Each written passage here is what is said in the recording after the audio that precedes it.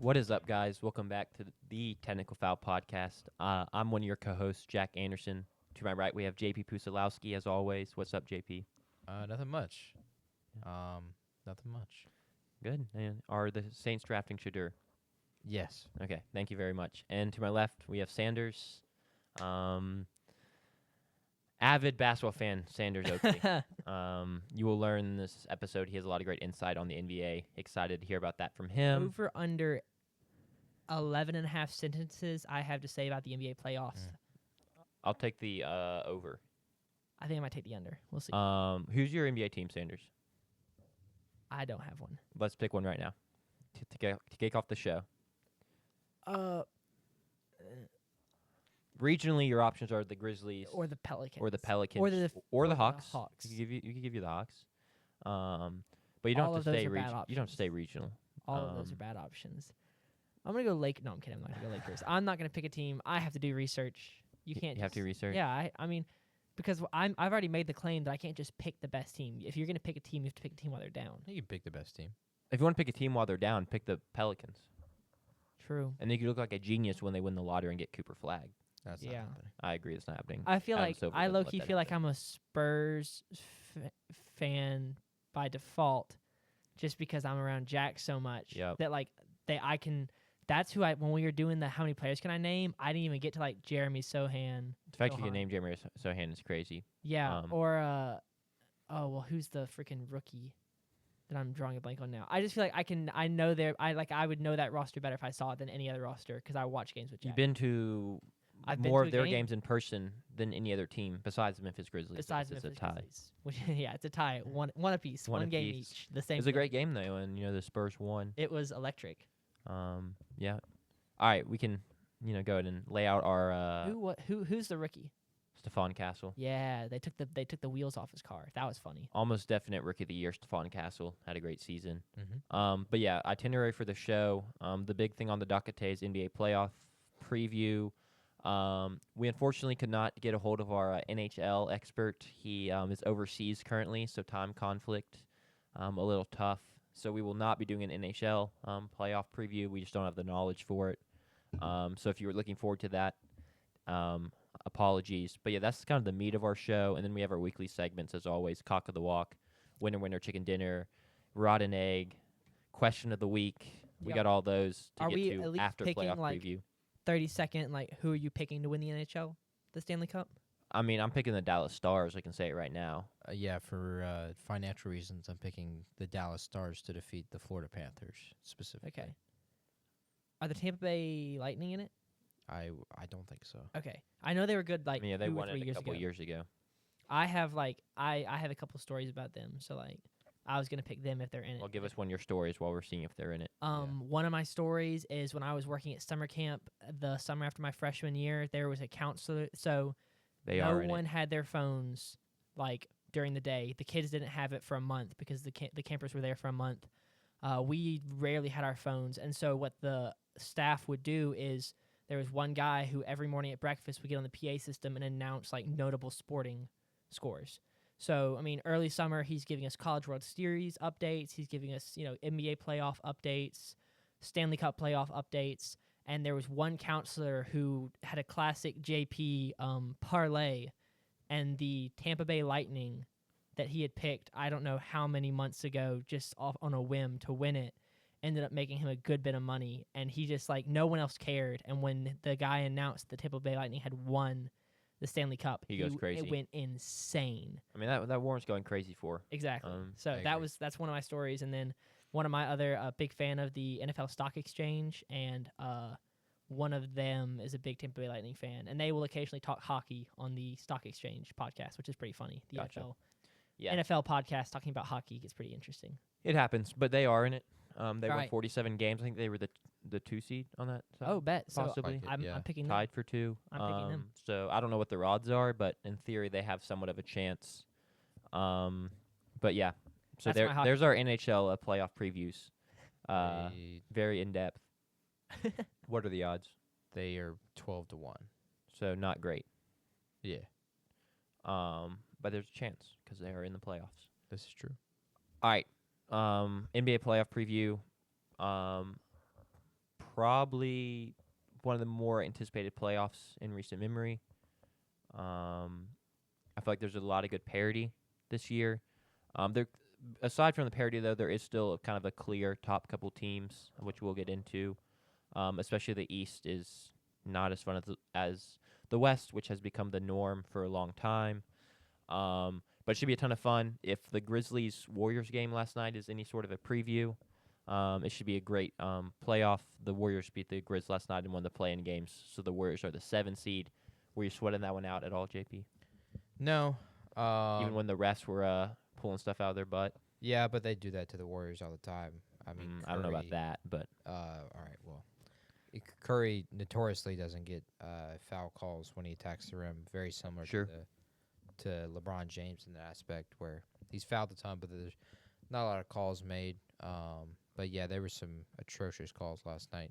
Once again, it just continues to show that officials need to also visit with the media as along with players and coaches, because there were calls last night that were completely unacceptable. But no, I wasn't sweating at all. The Warriors were always going to win that game, even if you were giving up a 20-point lead and everything. They had that in the bag. I enjoyed the wasn't Grizzlies' worried. final play. Yeah, That was wild. got to get the ball in. That's You gotta that's the rule number one of an inbounds play is just get the ball in. It doesn't have to be creative play. It's You can't run a play if you don't get the ball in. the goal of the play is to get the ball in, not to score a basket there. It's to get the ball in, and they failed to do that. Sure. But anyway, that happened last night, and then the Magic beat the Hawks to secure the 7 seed. There's technically a couple play-in games tonight, and then the winner of those will play the loser of last night's games to get the 8 seed. So we don't have the full playoff picture yet, but it just doesn't really matter because the 1 seeds are going to beat the 8 seeds. It's just kind of how it works. Wait, how does so? The 10-9 play tonight. The and then winner, plays the loser of last night's game. Yes. Yeah. Okay, So like so it's double elimination for the 7 and 8 seeds and single elimination for the 9-10 seed. correct, Correct. Cool. which is why we typically see the 7 and 8s make it because also they're Yeah. they have I mean, a record. an 8 seed can win, but it would require a catastrophic injury. That's how the Miami Heat beat the Bucks. Yeah. Giannis got hurt, and then they made a run all the way to the NBA Finals. But I don't see. I think it would take 2 catastrophic injuries with the teams this year. Yeah, I How think- good the 1 seeds are. if the Thunder lost SGA, there's a chance they could lose. Sure. Still in the first round, but yeah, I don't see that happening this year. So with that being said, we aren't really going to talk about the 1-8 matchups. I mean, we can just get it out on the table right now. The Thunder are kind of having a historic season. They've been fantastic. SGA's been the engine of that team, but the supporting cast is great. They got good defense around them. Lou Dort, Cason Wallace, Alex Caruso, Jalen Williams, Chet Holmgren, kind of providing other scoring options. Hardenstein has been a great pickup down low. They're kind of, I don't say they're rounding form. They've been playing great all year, but they have the whole team healthy finally because Chet missed some time and then Yeah. Hardenstein missed some time. So they weren't ever playing bad, but they have all the pieces now, and they've had that for a couple of weeks. And then the Celtics are the same Celtics we saw win the title last Cavs year. are the 1 seed, not Celtics. You're right. The Cavs had a great season. Darius Garland, Donovan Mitchell. Darius Garland, it feels like they all their best players started playing well at the same time, if that makes sense. And then we saw a big Evan Mobley leap, which was big, and I think that's the reason they secured the 1 seed. Mm-hmm. But if they play, I guess it'd be the Hawks, the Bulls, or the Hawks, Bulls, or the Heat. Heat, and it just doesn't really matter. But yeah, I apologize for the confusion. The Cavs are the 1 seed. Yeah. But with that aside, talk on the 1-8. And unless you have anything to add, we can roll into the matchups that actually are interesting and actually matter. No, let's do it. All right. We kind of have it listed in order of intrigue here. So the first round matchup we're going to talk about is the Lakers versus Timberwolves in the Western Conference. The 3 versus the 6 seed. JP, you want to kick it off? Yeah, Lakers, Timberwolves, they have not played since the Luka trade. So the Timberwolves haven't played this new version of Lakers team. Since Luka arrived, the Lakers are top 8 in points per game with 116. They shoot 38% from 3, which is second in the league. and that's a combination of Luka's passing and then also his shooting as well. Timberwolves are the 5th best scoring defense and the 7th best 3-point defense, but don't expect them to stop Luka. Last season in the conference finals, Luka averaged 32, 10, and 8. And Luka in the playoffs, he's the only player besides Jordan to average 30 or more points career in the playoffs. So expect Luka to be outstanding again. X factors for me are Austin Reeves and Julius Randle. Reeves had a big jump this season, going from 16 points per game to 20. He's raised his rebounds and assists well. If he can play well, I just don't see an avenue for the Timberwolves. And then the Timberwolves are going to need Julius Randle to play well. He career has averaged 16 points per game in the playoffs with the Knicks. But those are different compared to Reeves. Reeves has raised his numbers. Randle recently his numbers have lowered. So they're going to need him to play well, specifically to have a chance. Yeah, I agree. George Reynolds has been an interesting year for him with the Timberwolves. There's kind of a stretch where he was out, and they played better without him. Naturally.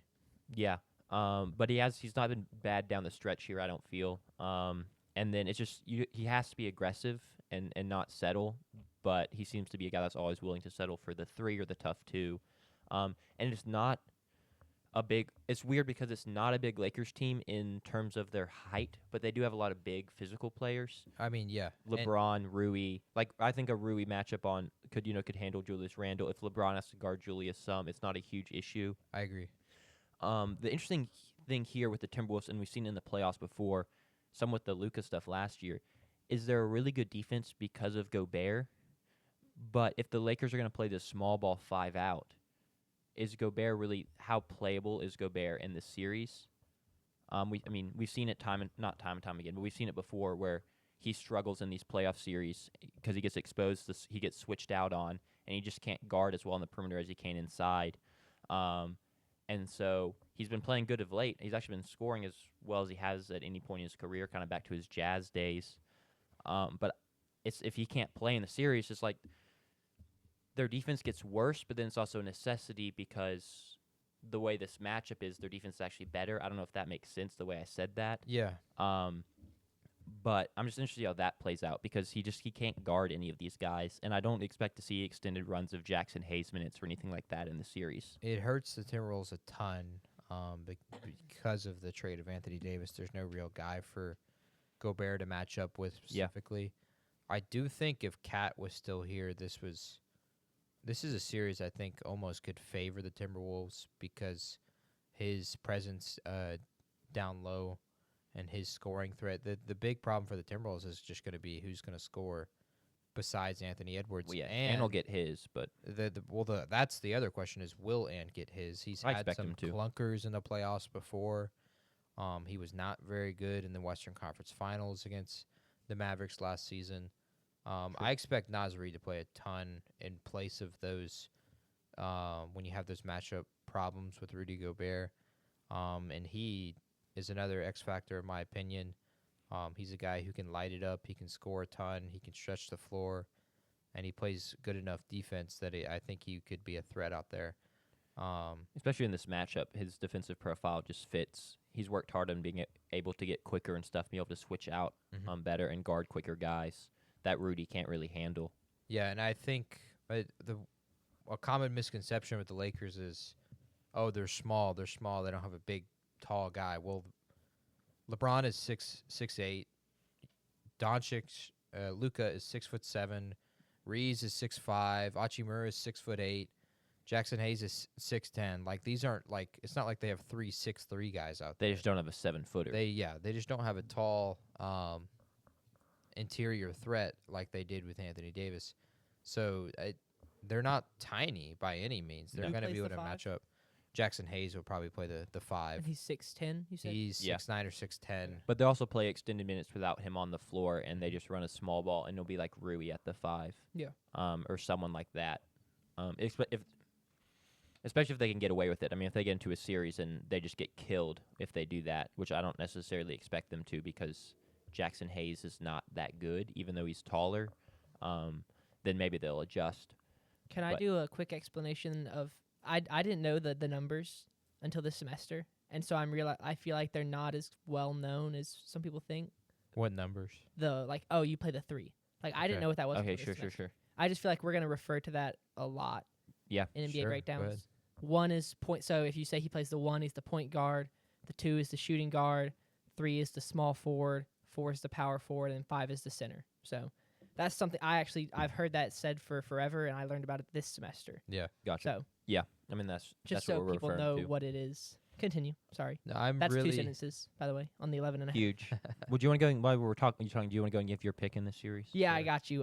Doncic, slow pitch, nose itch, Lakers in 6. Nose itch. I didn't know what you were Lakers. saying on that last one. Lakers in 6. Interesting. Lakers in 6. Yeah. Okay. I can see it. Yeah, I think like the big question for the Timberwolves, like I said, was who's going to score besides Ant. That question is like 100% answered with the Lakers. They've got Luka, they've got LeBron, and they've got Austin Reeves. And in the playoffs, it's about. It really becomes who can score more points than the other. It really comes down to like that aspect of the game, and especially like who can get their own bucket when they need to go get it. And Austin Reeves has been handed the keys in a lot of key spots this season.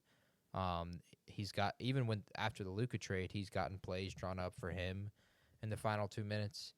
And for the Timberwolves, like the only answer really to that question is Anthony Edwards. I think Naz Reid has the capability to take that final shot.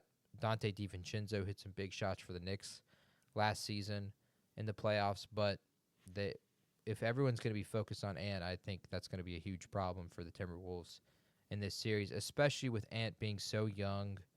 And, I mean, last season you could tell when he got to the conference finals, he ran out of gas. Yeah, he's had clunkers in the playoffs. I just don't see how this can really, even with, like, we say the big strength of the Timberwolves is defense, but they couldn't stop Luka or Kyrie last season. Kyrie scored 27 a game in that series, and Luka had 32. I just don't expect it to be any different. I am going to agree with Shannon Sharp instead, though, and I would say Lakers in 5. Well, Lakers in 5. Although I do think this is going to be cinema. It's going to be really cool to see Luka back in Minnesota. Those games were electric last season. And Anthony Edwards is not going to be scared of Los Angeles and Crypto.com Arena, which should be called Staples Center. But, yeah, I think it's going to be the best television for this first round series before we get into some electric second round series. But, yeah, give me Lakers in 5. Yeah, I mean, I like the Lakers here too, probably in 6. You said Ant's not going to be scared, and I agree. But in a lot of ways, it feels like you're asking Ant to basically go up against the scoring of Luka, LeBron, and AR. Yep. And that's just not fair for anyone. You're really going to need Julius Randle to play consistently play good games. And just talking about Reeves, the fact that when you said they'll give him the keys with like 2 minutes left, it'll be like they'll put LeBron in the corner and be like, okay, Austin, like you make stuff happen, and he does because he's been fantastic. But it speaks to the volume of how good he is that Luka and LeBron are on the team, and he still gets tons of stuff drawn up for him. And a big thing for the playoffs is you have to win 4 games, and you're not going to win the 4 games the same way. Yeah. You have to find a different way to win a game pretty much every single time. And so when you pick these series, you need to look for things like that. Who is a player that is going to go and make the key plays at a key moment in a game and win me a game? For the Timberwolves, you could think there's maybe 2 options. Anthony Edwards is going to win them a game in this series, and then I guess maybe Naz Reid wins them one. But for the Lakers, I mean, Luka has the possibility or capability to win 2 for you. LeBron can win 2. Austin Reeves can win at least 1. We've seen Rui have games where he scores 20 and hits a bunch of threes. Rui played excellent against Memphis 2 years ago. So it's when you're picking these series, you look for things like that, and the Lakers just have too many answers to who can win me a game out of 4. Like if you go back to those Celtics-Bucks series, like you have great games from Jason Tatum and great games from Jaylen Brown, and Giannis was electric in a few games. But then once you got down to Game 7, who won them that game was Grant Williams because he hits 8 3-pointers in a Game 7. Those are the kind of things that can happen in playoff series That's just crazy he did that, man. I'm because gonna make them both. you're playing 7 games, you're not playing one. So it's if somebody can go out and get you a win that you're not supposed to get, it's super impactful. So yeah, I just don't see the answers there for the Timberwolves. Yeah, NBA like basketball, and I mean playoff NBA basketball is just a matchup game, and I think this is just a bad matchup for the Timberwolves. They wanted someone like Denver, or someone with a bit more post-centric offense, where they could just shove their height and length at them. Yeah. I mean we saw it last year in the playoffs against the Nuggets, but they just didn't get the matchup. Yeah, I'll add on to my point. Like, think of the NBA Finals last season. Kristaps Porzingis wins the Celtics game 1 with his electric performance. Peyton Pritchard wins them a game probably with the half-court shot that he makes. Tatum won them a game. Jaylen Brown, the Finals MVP, won them another game. It's can you find answers to that kind of question? Timberwolves don't have that, so yeah. I think us all agreeing with the Lakers. I think a lot of the country is going to agree and pick the Lakers as well. So Yeah, I mean the Lakers are a great team, and then it's also they have the name, so there's kind of the Lakers juice behind it. sure. So, I mean, I don't know what the odds are there, but it's definitely easily a Lakers favored series. Yeah, the Lakers were I think like minus 140, and then the Timberwolves were around plus 175 or so to win Okay. the series. Gotcha. We can go and move into the second series though. Rockets Warriors. Rockets are the 2 seed. They closed the season strong, climbing all the way up to the 2 seed, and then the Warriors are the 7 seed. They won the play-in game, like I said last night, and they have also finished the season very strong. We'll start off with Sanders. Warriors were up to as high as the 3 seed after the Jimmy Butler trade. At don't- one point they were the 4. I think 4, they were like okay. half a game out or a game Yeah. out of the 3 with a bunch of teams. They've lost a couple down the stretch, and losing to the Spurs is not ideal, and then got kind of crushed by the Rockets in a game, which we'll probably get to in a second. But I mean, regardless of those couple games, they closed really well. Yeah, I did not come up with a rhyme for this one because I didn't know we were going to start with me. So You got time. We can come back to you. yeah, We can come back. Sure, we'll come back. I'll Gotta kick cook off. something up. I'm gonna This- rhyme something with Podzimski. Good luck. Good luck. Good luck. Let me cook something up. Broski. It's Podzimski, right? Is that right? Did I say that right? Yes. Yeah. Oh, heck yeah. Podzimski. Podzimski. All right. I mean, I was calling B pods. So, this is a very interesting series, because I think there's a case for both teams, which I will make. You start off with the Warriors. They've played great down the stretch. Jimmy Butler has been a huge addition, and then there's also the phenomenon known as Playoff Jimmy, who, he's a playoff riser. Has been his whole career. We saw the run they made to the finals where they were the 8. He was great then.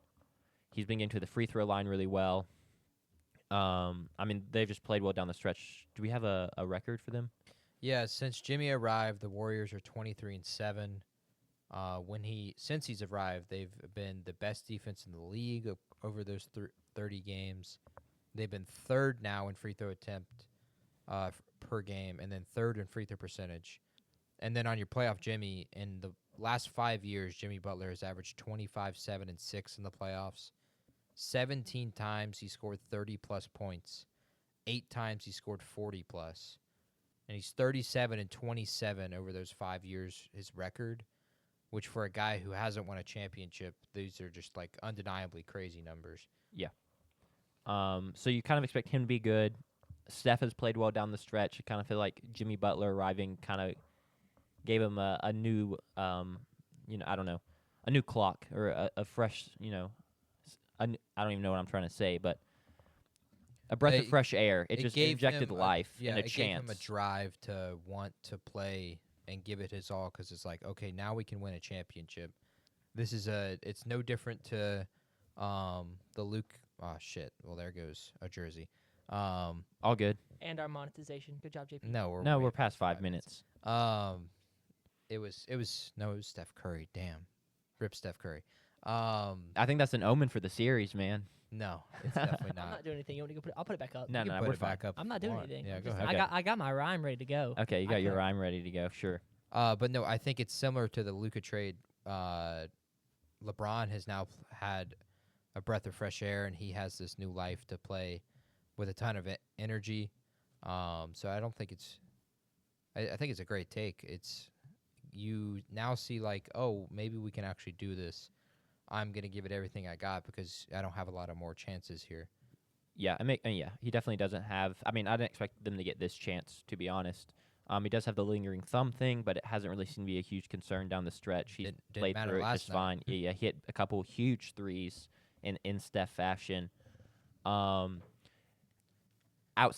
of the two of them, B-Pods has played pretty well down the stretch. And then it's just kind of a.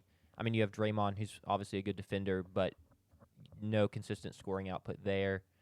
Quinton posted 3 threes last night in the first half, but they're just kind of scrounged together by committee.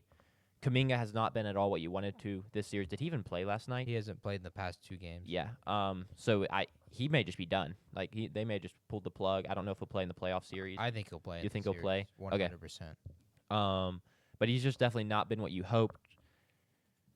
The knock on the Warriors, or the kind of the thought process or the worry, is they are aging, and they're not the quickest team. And so Kuminga does provide athleticism and quickness to the team. It's kind of a different look.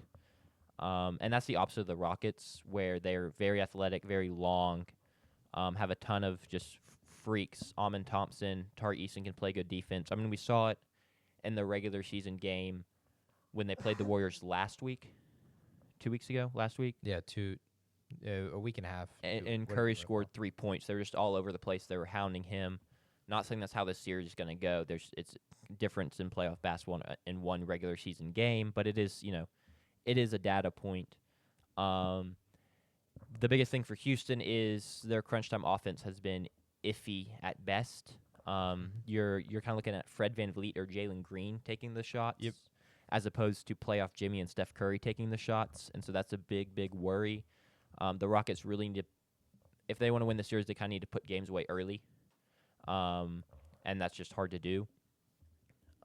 So that's kind of where I'm at, is like I can make a case for both teams, because it's like I don't love the matchup for the Warriors in a lot of aspects, but the crunch time offense just matters so much, because it's like, a single-digit game, 8-point game, 4 minutes left, and the game just tightens up. Nothing's easy. Someone's got to hit shots. Why in the world would I trust Jalen Green to hit those shots over Steph Curry and Jimmy Butler? And then coach-wise, they're two great coaches. I do love M.A., not his off-the-court stuff, but he's undeniably a good basketball mind. He gets his guys to play well. I expect him to be able to adjust game to game, and he's done a good job figuring out rotations for this team that just kind of has a lot of bodies. But I don't know. Once again, there's only so much you can do to get buckets down the stretch. A lot of it kind of comes down to individual talent in a lot of ways down the stretch, and he doesn't have control over that. Yeah, I think a few things. I think the take and the notion that, oh, the Warriors are old, it really holds no credibility, because we make the same take on the opposite side where, oh, this team is too young. Like, can we pick one or the other here? I mean, I've not really heard anyone call them young in a hot minute. No, but like we make this take with the Rockets. We're not. A lot of teams are not going to pick the Rockets because they're just too young. A lot of teams Agreed. aren't going to pick the Thunder to win the championship because they're just too young. The Memphis Grizzlies of 2 or 3 years ago, they're just too young. And then we can't. I don't feel like we can make that take and then go on the other side and say, well, if age mattered and being older mattered with those teams, well, now that they're old, they're too old. I just don't agree with that. I don't see that. I mean, there's a I don't difference think it between holds for being NBA old history. and being experienced, though. Right. I mean, I imagine that the sweet spot, those people, I don't agree with that necessarily, but I imagine they're talking like that 28, 29 range, like Jason Tatum and the Celtics. Like, that's probably the age the range Warriors' they're average age referring would to. probably hit about in that area. I don't know it to be exact. Sure, but their best players, their players. key players, are aging. Sure. That's the argument. is Their that- best players just scored 39 and 36. They had a last night. huge game, but that's one game. They have Yeah. to play well continuously. Their best players have 4 championships, and the other guy averages 25, 7, and 6 the last 5 years since he's been old, past that age of 29. Sure. I just I don't think that's a good notion to hold. You can't. I don't think you can have it both ways. It's either they're too young, or they're too old and they're just not quick enough. I don't see that with the Warriors, specifically since they've gotten Jimmy Butler. They play with a ton of energy. They rotate guys through. These younger guys play really, really well defensively. I mean, Moses Moody's been a good defender down the Moses stretch. Moody has been Quentin Post. amazing. Gary Payton. Quentin Post has been Mississippi great. State legend. Gary Payton's been I don't know if great. I'd call him. Kuminga will be good in this series, I would expect. I mean, I wouldn't trust anything from Kuminga, but you can always hope. I don't see how you can make this case that, well, these teams can't win because they're too young, and then these teams aren't good because their best player is 37. Well, then the Lakers suck because their second best player is 42. Like, He's not I quite don't- 42, but or 41 I or get your 40 or point. whatever. I don't see it. Curry is extremely talented. He just scored 36 last night. He won the championship 3 years ago. He was 34 then, but we're going to tell me that the sweet spot is 29. He was 5 years past 29. He's not good anymore. I just don't see that. I mean, the sweet spot varies. I'm going to say I don't agree that it doesn't matter at all. I don't think it's going to matter that much in this series, especially since round one you get a lot of breaks. It really does. It comes into play potentially later down the line. Sure. But here it shouldn't be an issue. I think the biggest worry for me with the Warriors is they want to play small. They want to be able to run Draymond at the 5. You know, you're going to get some Quentin Post minutes, obviously. And they struggled on the glass at times in the game against Memphis last night and at times down the stretch. And the Rockets will run this 2 big lineup of Şengün and Adams that has had success down the stretch. And that's a worry for me because if Houston can just kill Golden State on the glass, then that's extra possessions, extra shots. Sure.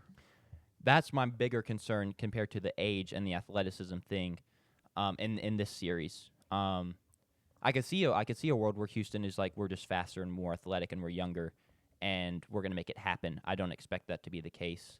I mean, I'm ready to make my pick. I've still got some. Yeah. I'd like to make. I think X factors here. It's going to be Jalen Green, for one. The Rockets are 34-14 when Jalen Green scores 20 or more points. They're 18-16 when he doesn't. Pretty big factor there. Excuse me. And then for the Warriors is going to be the third and fourth scorer. Who is going to be that each game? Last night it was Quentin Post and Gary Payton. It can be Pods. It needs to be Buddy Hield in some capacity. It can be Kuminga. Draymond Green can do it. But they need a third and fourth guy to score 10 or more points because Jimmy and Steph aren't going to be able to score 40 every single game, especially against this Rockets team. I see the experience. This is a Rockets team that hasn't made the playoffs since the bubble. And for this core, they've never seen playoff experience besides Fred VanVleet and Steven Adams. I see that as a major problem for them. If I am among the belief of this is you can make the claim of too young and inexperienced, and I think that's going to matter a ton in this series. I see the Warriors winning this series in 6 personally. And like you said, Jack, it's going to be the last 5 minutes, and at least 3 or 4 of these games, maybe 1 or 2 are blowouts, 1 for each team. But it's the last 5 minutes, and last night was a microcosm of exactly what I think is going to happen in this Rockets series. You saw the Grizzlies struggle down the stretch because they don't know who to go to, who's going to take the last shot, and then the Warriors had zero problem with it. Jimmy Butler was getting to the line and getting buckets in the lane, and then they found Steph Curry for 2 big threes, and then he hits his 4 free throws at the end. I think that's the factor in these games. If they're going to be close and low scoring, I think it favors the Warriors substantially more than it will favor the Rockets. I just don't see a guy. These guys are capable of making shots late down the stretch, but who are you going to turn to when you need it most, when your season's on the line, when you're on the brink of elimination, when it's Game 5 and you're in Houston and it's 2-2? Like, I just don't see that for Houston personally.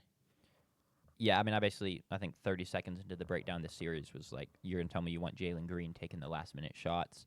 And he probably gets them one where he hits a couple, maybe game 2, he hits a couple big threes in crunch time, and then they walk out with that win or something like that.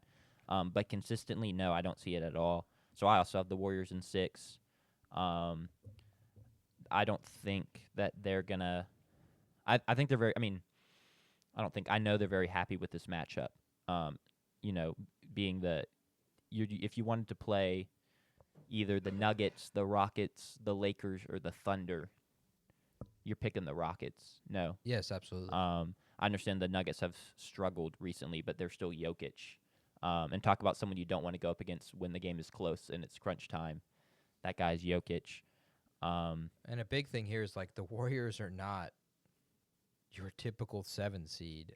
That's how loaded this Western Conference is this year. I mean, there's just the outlook of their team changed post trade deadline, right? I mean, They're 23-7 yeah. since Jimmy Butler's arrived. They've been the best defense in the league. It's this is not your typical 7 seed. With 3 through 7 is just insane I will say I don't necessarily know how much in the West. I know it's been 30 games. The last 15 games have been the 9th best defense in the league. So I agree it's an improved defense. I don't necessarily know if I trust the best defense in the league number. But it's like the Lakers being a top 5 defense the first 15 to 20 games after Luka got there. I think it's going to come back down to earth a little bit. Sanders, we can hear your rhyme that you've cooked up. I got y'all. I'm ready over here. And unfortunately, I do disagree with y'all. I'm gonna go Brandon Podziemski. I got a dead knee. Baylor Goat RG3. Rockets in 7. Rockets in 7. I do Okay. expect this to be a very close matchup for a 2 versus 7 seed. You wouldn't expect it to be close realistically, but I do think that the Warriors are going to. I mean, Steph Curry is going to make it a good series, but I do think that the Rockets are going to win it. I mean, if it gets to a game 7, it is in the Rockets building, and that's something to note. It goes upper seed host 2. It goes 2-2, 1-1-1. Okay, so it's Rockets, Warriors, Rockets, Rockets. We'll see if Sanders is right. Crazy rhyme. How hard was that one to cook up? Actually, not that hard. It helps that I actually have a dead knee. Sort of did till I got it fixed, and then I don't know. RG3 just kind of came to me. Epiphany. Ooh, Podziemski Epiphany. Yeah, you Dude. missed one there. Oh, well, I could have. All right, we'll put that one in the bag. Bro, I'm gonna drop out of the podcast and just start rapping. Sure. This should be a very fun series. I mean, you were kind of the one that ranked them off of intrigue level, and this one came second in the West. I mean, honestly, 3 of the 4 West series are your best series. Yeah, and I think if the Grizzlies were to win on Friday, I don't think the Grizzlies Thunder is going to be a snooze fest either, given the drama that the Grizzlies are. So Unfortunately, the Grizzlies don't win. We're gonna see Kings. Kings Thunder. That's no. If anything, we'll see Mavs, Thunder. We'll revisit that Sunday when I'm right. Okay, but yeah, I think it's electric, and we'll get into the Eastern Conference at some point. And I on my notes for 2 of these series, besides the one with the 1 seed, it's who cares, because they're basically snooze fest. I mean, Celtics versus Magic. The Celtics are minus 7,000 favorites to win the series. In these 3 series, each of the teams are at most like 1 point, like 2-1 favorites. Like at most 2-1 favorites. All 3 of these series right here, besides the 1 seed, are insanely close in the Western Conference. And Our series previews will definitely get faster when we get to the Eastern Conference. Absolutely. But we can go ahead and hop into the third matchup on the West side that we have, and it's the Denver Nuggets, who are the 4 seed, versus the LA Clippers. Kind of a tale of 2 different teams. The Nuggets have faltered a bit down the stretch. Fired their coach and GM with like a week left in the regular season. The Clippers have come on strong later in the season. They've gotten a healthy Kawhi back. Looks a lot more like Kawhi of San Antonio, and the Raptors, not quite that level. I mean, that was one of the top players in the world. I'm not saying he's there, but you've seen it in flashes when you haven't seen it really at all the past couple years. Zubats has been amazing this He's season. been a great, really. Huge. Crazy the Lakers traded him for Mike Muscala. Yeah, That's unreal. Shout out that was a long time ago, but Magic Johnson. Big trade. yeah, So, and then, I mean, obviously the Clippers have James Harden, which is always a playoff question mark.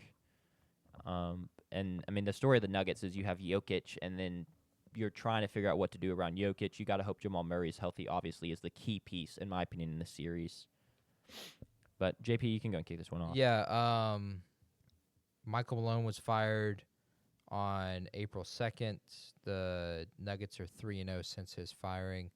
Jamal Murray has played in 2 of those games. He played 25 minutes and 32 minutes in both of those games. It's a really interesting tidbit that I found in research. The series was 2-2 during the season. Obviously, no big trades from either of these teams, so nothing to mention there. But all 4 games were won by the home team.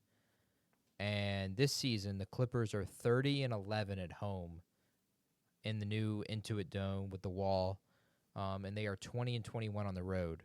The Nuggets during the playoffs at home the last 4 years are 17-8. They lost 3 games to Minnesota last year. So if you take out the Minnesota series last year, they're 16-5 at home. And obviously with Mile High and the altitude issues, it should be a really interesting series for. It's who can steal a game on the road, because both of these teams are just been outstanding at home, both in the playoffs and this season. Denver is your 3rd best scoring offense this season. And the Clippers have the worst scoring offense out of all the playoff teams. They're at 20th. Both teams are tied for 5th in 3-point shooting percentage, while both being the 31st and 32nd team, which there are 32 teams in the NBA, Sanders. No, there are not. There are 30. What did you say, 32? Sorry, there's 30. They're 29th and 30th. I apologize. I got him. I got JP in basketball. Let's go. He mixed in NFL and NBA. That's Yeah. crazy. They're I'm 29th. I'm clipping that for the TikTok. Go ahead, man. They're 29th and 30th in 3-point attempts per game, but they're both top 5 in 3-point shooting percentage.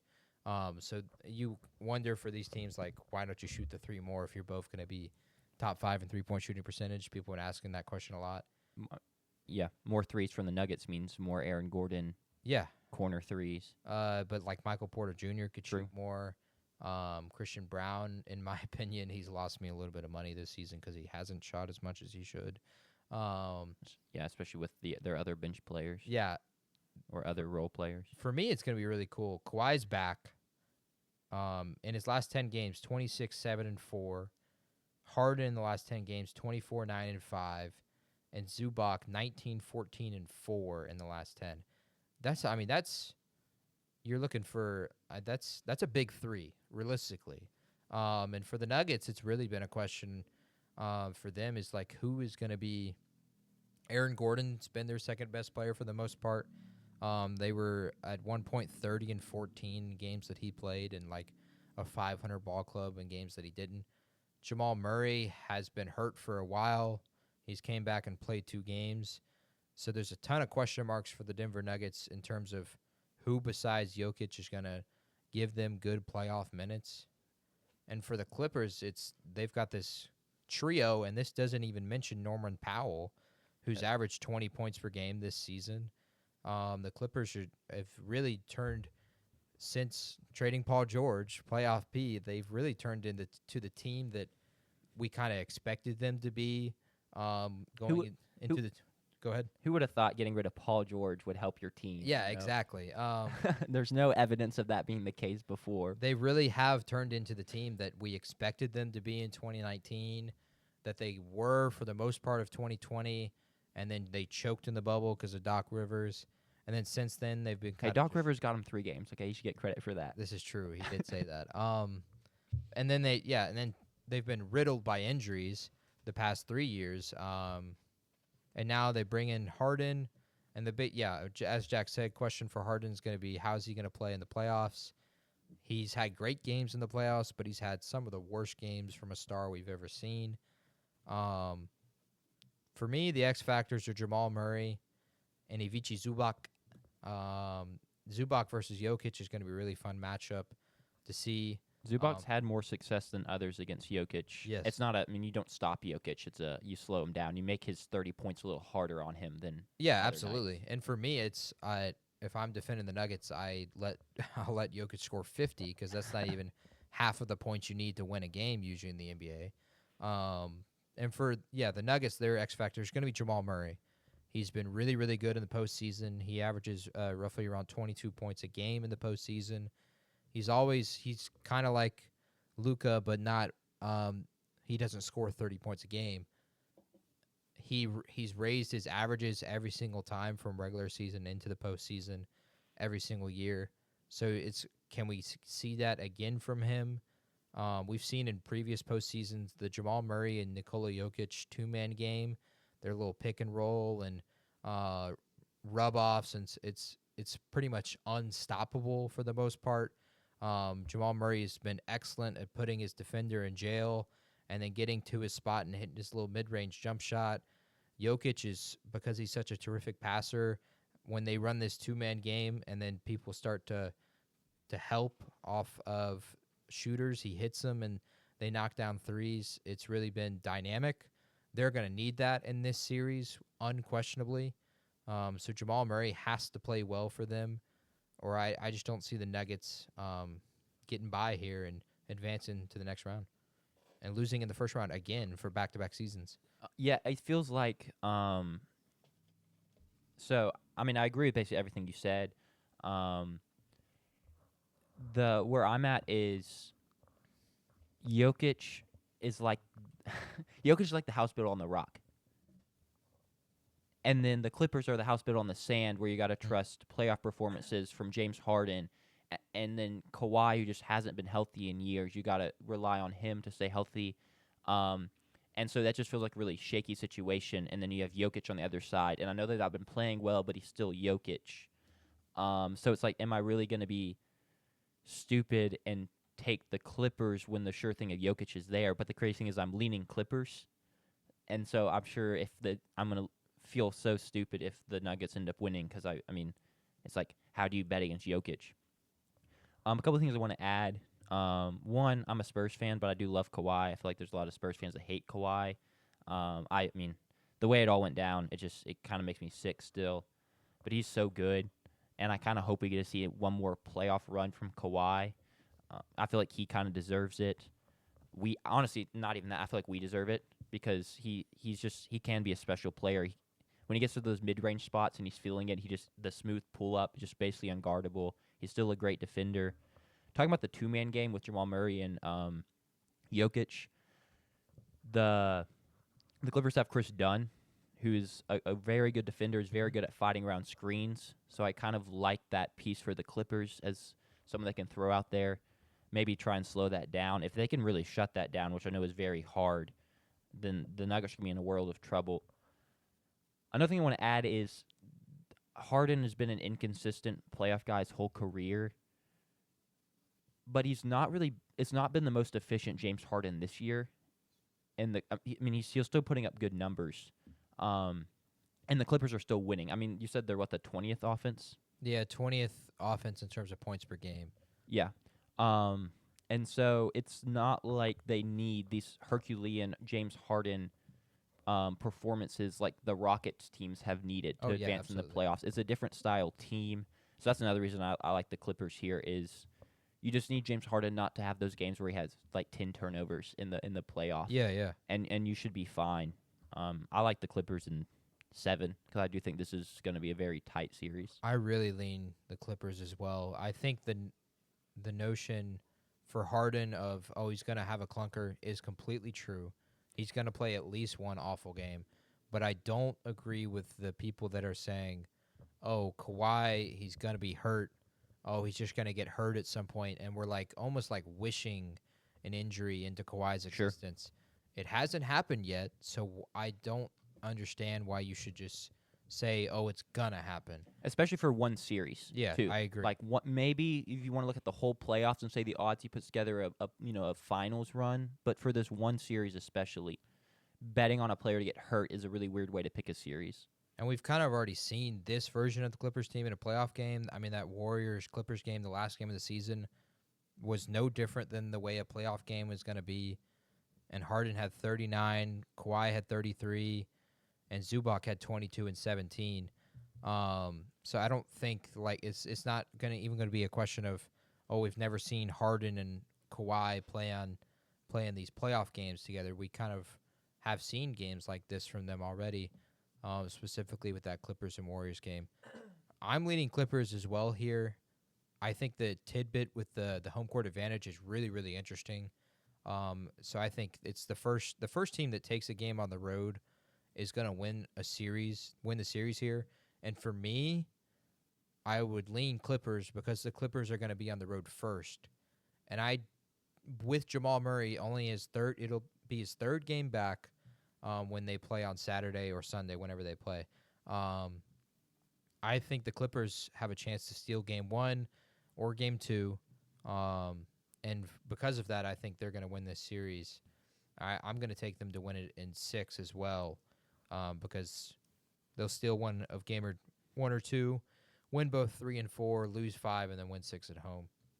I like Give me it. the Clippers in 6. I also want to toss this out there before we move on.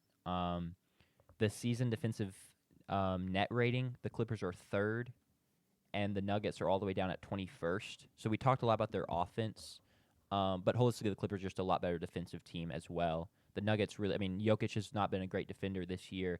We know Michael Porter Jr. doesn't like to defend anybody. It's not like Jamal Murray's a great defender. So that's just another.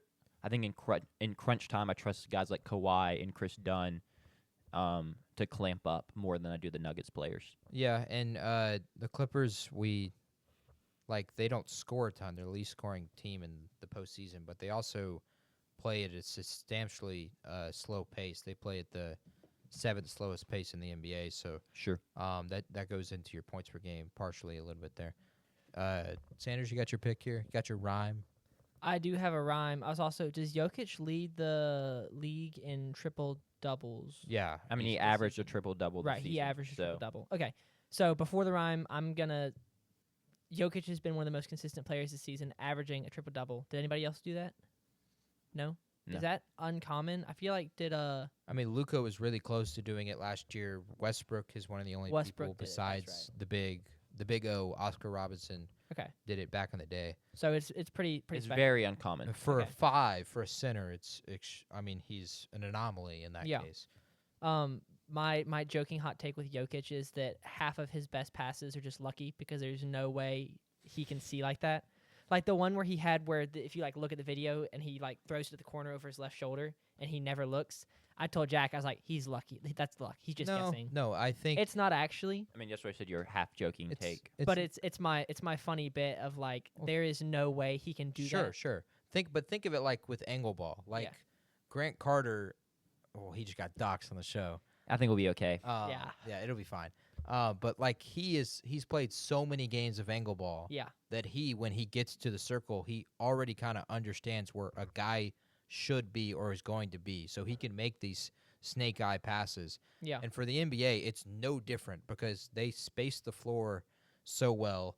When you have your guys spaced out and Jokic gets the ball in the post, he knows a guy's in the corner because he's supposed to be. Yeah. He better be in that corner. So they're spaced out and they have a chance for an open 3. and he can see the guy that is supposed to be on that guy Mhm. has 1 foot in the paint. We've playing help we've side. also Jack might have experienced this playing basketball with guys that are shorter than him, but we've never been 7 feet tall and we can see above the trees and everything. Yeah, That's another thing that goes into what makes his passing so incredible. Yeah. And it helps him a ton in that case. Yeah. I will say it makes passing very easy. Yeah. I had a pass in our game Monday where I caught the ball and I just had it here, and I basically just threw it right over my defender I don't remember who was sitting down in the post. Probably I think Mont. it was Mont, yeah. His alias.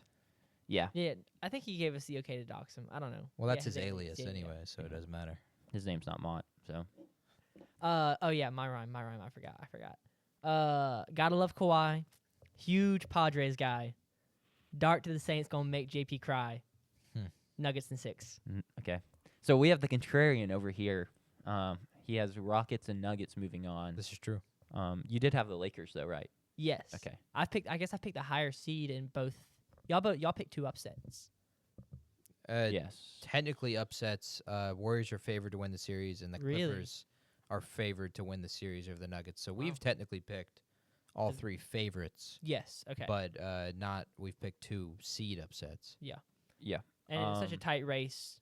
The Vegas honestly probably has a little bit more weight than the numbers. Yeah. Oh, 100%. I mean, yeah. the, Because with the Western Conference, the difference between 3 and 8 is 2 games, I believe. yeah. I mean, Oh, They yeah. play 82 games, Yeah, so yeah. it was bonkers. It made it for a very fun last couple weeks of the regular season. Yes, absolutely. We can go ahead and move on to the Eastern Conference. There's JP mentioned he has 2 series here that say who cares and who cares.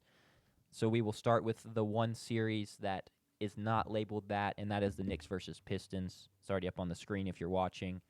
The Knicks are the 3 seed. I The Pistons forgot. are the 6 I seed. realized for the first game we did, I never put the graphic up. But It'll be I've done okay. everyone since then. I've It'll done be everyone okay. since. They can hear. They have ears. It'll work out. We'll let JP you can lead this one, Yeah, absolutely, sure. considering this is your one Eastern Conference matchup you care about. So Yeah, Knicks Pistons. You don't care about the 4-5? Is it not a good matchup? we'll get there. We'll get Okay. there. Get there, My we'll bad. get My there. bad. You're good. I'll tell you why you shouldn't care. Okay, cool. I'll tell you why you should. Yeah, there you go. No, Knicks Pistons. Like mom and dad fighting in each year. They played 3 times in the regular season. Pistons won the series 2-1. Pistons did win in the 1 game in the Garden, then they split 2 games in the Little Caesars Arena in Detroit. Knicks are 9th offense, Pistons 11th. For the Pistons, this has just been an outstanding story. It's truly unbelievable. It's remarkable, especially for the NBA where they kind of – it's unlike the NFL where you can see a team go last to first in a division all the time. You see it almost once every year. The Commanders making the NFC Championship is a big story. Shout out The Jaden Texans Daniels. had the 2nd pick, and then they're in the divisional round of the playoffs. For the Pistons, they won 14 games last year, and this season they won 44. That's a 30-game difference. And for them, there was no big trade. There was no big offseason acquisition. Their coach. Their coach was really the only difference. They fired Monty Williams and bring in J.B. Bickerstaff from Cleveland, and they've gone from 14 games to 44 wins. Truly remarkable. They're finally back in the postseason after 6 years. Was he the head coach at Cleveland? He was the head coach at Cleveland Cavaliers? Yeah. Cavaliers, yes. And then he was fired after the postseason. They crashed out, Yes. That's a crazy. and they just never really gelled as a team. So Cleveland fired a coach, and the Pistons brought him in and upgraded, and then Cleveland upgraded from him. Yes. Yes. Wow. So But both teams a won. A true win-win. Yeah, Cleveland, I think their only difference was like 10 games in terms of record. Yeah. Win-wise. But yeah, for the Pistons, a 30-game difference. Cade Cunningham has just been masterful. He's here. Since the Jaden Ivey injury, he's averaged 28, 9, and 6. And the big story for the Knicks is it may not be the story here in the first round, and they're favored, and they should be. The Pistons are 3.4 to 1 in terms of underdogs, so Knicks favored by minus 400. The Knicks are 0-8 versus the Cavs and Celtics, the 1 and 2 seed this year. It'll be a big story if they make the second round. But they've got to get through the Pistons. The Pistons won the series against them. The big thing for the Pistons is who is going to be the second scorer. And also, like, how's Cade Cunningham going to play in the playoffs? We've never seen it before. We've only really seen him play in a postseason once ever, and that was the COVID Indiana March Madness tournament. So we have questions there. Their second best player scorer is Malik Beasley. He comes off the bench. He's a 6-man, kind of like Keyshawn Murphy. He comes off the bench and provides a bunch of points. He led the NBA in threes this season, or he was second to Anthony Edwards. I can't recall. He was up there. Yes. He was first or second in threes this season for the NBA. But, yeah, the Knicks have a lot of firepower, though. Jalen Brunson in the playoffs the last 2 seasons is averaging 32, 8, and 3. For me, the X factors are twofold. One for each team. Tim Hardaway Jr. Pistons are 27 and 16 in games where Hardaway scores 10 or more. They have a losing record when he doesn't. And then Mikal Bridges for the Knicks. He's the big offseason acquisition besides Karl Anthony Towns. This guy was traded for 5 first round picks, 4 first round picks, and then they also brought in Cat. And they're 23-7 in games where he scores 20 or more, and they're a middle of the pack team. They're 28-24 when he does not. So it'll be big for the Knicks. Can they get good games out of him in the playoffs? He doesn't have a ton of postseason experience. He's at least prior to or post COVID, his really only postseason experiences was his run with the Suns where they made the finals. And then he played a series with the Nets. He played good against the Sixers, but they lost that series. So he's kind of the X factor there for me. The Knicks are favored. I'm going to lean the Knicks again, but I really think the Pistons are a team that could make some noise, especially against this Knicks team who struggled against really, really good competition this year. The Garden is going to be electric. Little Caesars Arena is going to be electric. It's really out of all the first round series, this is going to be the best series when it comes to a crowd perspective and an arena perspective, in my opinion. Yeah, Did you see the Pistons aren't letting anyone buy tickets unless you're like a resident of Michigan I like or that. Ohio? something like Apparently, that. it's been done before by other teams. That's cool. So They should do that. people were like getting mad about it, and everyone was like, "This has already been happening." Like, it sucks if you're an out of state fan. Sure. Like, if you were, what's your NBA team, JP? I don't really have one. I guess you could call me a Okay, Warriors fan. Like, if we couldn't have gone to a Grizzlies game to watch the Spurs, but I guess it's the playoffs. But like, Yeah. it makes sense, but it also does kind of suck. I mean, there's got to be a workaround like, if you got enough Our cash. friend Mont, his alias, he's a Grizzlies fan, but like he couldn't go to a Grizzly game because It's a little different. Detroit isn't necessarily like right on the border in That's fair. Michigan. So that's fair. Also, I do think I saw it's like Michigan and Ohio or something like that. Yeah. It's like, I think there's a couple surrounding states in there. Can I get my friend who lives in Michigan to buy me a ticket, absolutely. Yeah. and I go as them? Yeah, that's what I'm saying. There's got to be workarounds. The Knicks fans will likely find it too. There's Knicks fans all over the world. It's the New York's team. Yeah. Um, It's how it goes. so I don't blame them for doing that whatsoever. What question, JP? Who do you think the best player in this series is? It's Jalen Brunson. I agree. I've just seen a lot of people being like, Cade is the best player in the series. That's why I was curious. Cade has the chance to be the best player in this series. I just don't think you can give him that yet over but yeah, how good I mean, Brunson's been playoff I'll wise. read off the numbers again. Since Jaden Ivey got hurt, which was January 1st, 28, 9, and 6 for Cade Cunningham. Jalen Brunson in the playoffs is 32, 8, and 3. Brunson has had electric playoff performances. For a guy at his size to be able to shot create and score and create for others, he's the best player in this series by far, in my opinion. Yeah. I agree with everything you said, and my thoughts on this is we've heard a lot all year about how the Knicks aren't deep at all. It's it's kind of their starting five, and after that, it drops off pretty steep, which is true. Especially in the earlier series, I feel like bench depth is a little overrated in the NBA playoffs. Well, yeah, because, welcome to the Yeah, you just want your Yeah. 5 best on the court to close, especially. absolutely. You play And- 6, 7 guys most. Obviously, we've seen the Knicks' woes against the other top teams in the league, but that's not Detroit, and the Knicks have been very good against everyone else. So the Pistons are a ton of fun this year, and I would love for them to win the series. I'm not a big Knicks fan. I don't really like Jalen Brunson, but I do expect the Knicks to win this series. I'm also going to say they win it in 5. They have the chance to do that. I think it'll be imperative for them to win every game in the Garden. Yeah. And that'll keep the Pistons from having any sort of chance. That was a big thing in the Pacers series last year. Was they let a game escape in the Garden, and then they had to go win in Indiana, and the Pacers crowds were absolutely electric, and it really was a struggle for them in Indiana. Yeah. Dante DiVincenzo played good in the game, but Brunson struggled. Josh Hart struggled.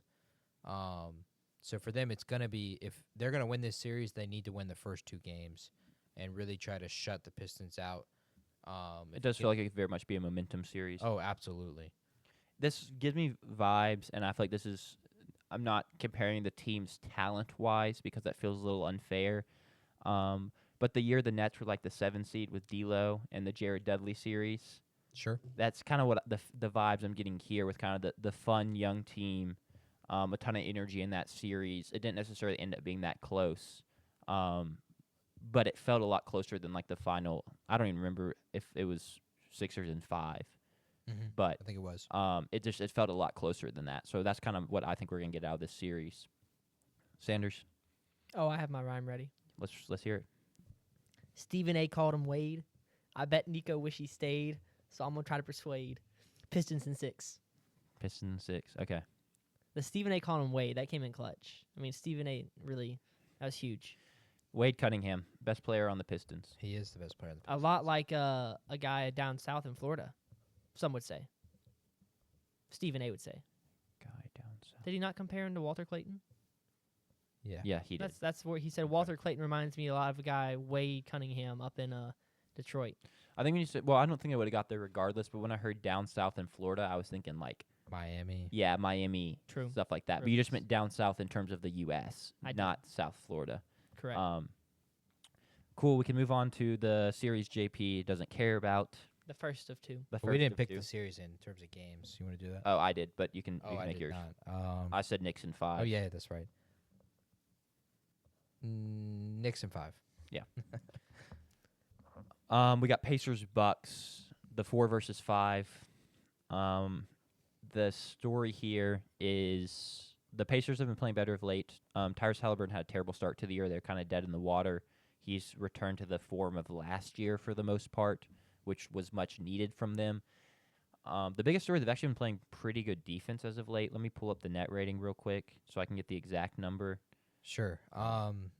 This is the closest series in terms of Vegas for the Eastern Conference. The Bucks are almost 2-1 underdogs. You said this is the closest game in the East. Pacers have the 6th best defensive net rating in the last 15 games. Yeah, in terms of Vegas odds, Pacers are favored, but this is the closest Hmm. out of the Eastern Conference first round series. Go ahead, Jack. But yeah, the Pacers' 6th best defensive rating in the last 15 games. I would not say they're the 6th best defense in the NBA, but for a team that's not been great defensively, kind of all of Halliburton's tenure, that's a good sign. And then on the flip side, I mean, you have Halliburton, and then it's Giannis, who's just been on a tear to end the season, which they've needed because Dame's missed time. He has a blood clot, I believe. Yeah, he won't play in at least the first game, and it seems like he's not going to play until Milwaukee at the earliest. Yeah. And so without him, I mean, is Kyle Kuzma the second best offensive option, Yeah, which is Brook Lopez, maybe. disgusting, Yeah, Bobby Portis technically, is coming back. but he's not really. He's didn't not, play He's good not a at the guy end of that's this year. going to score Yeah.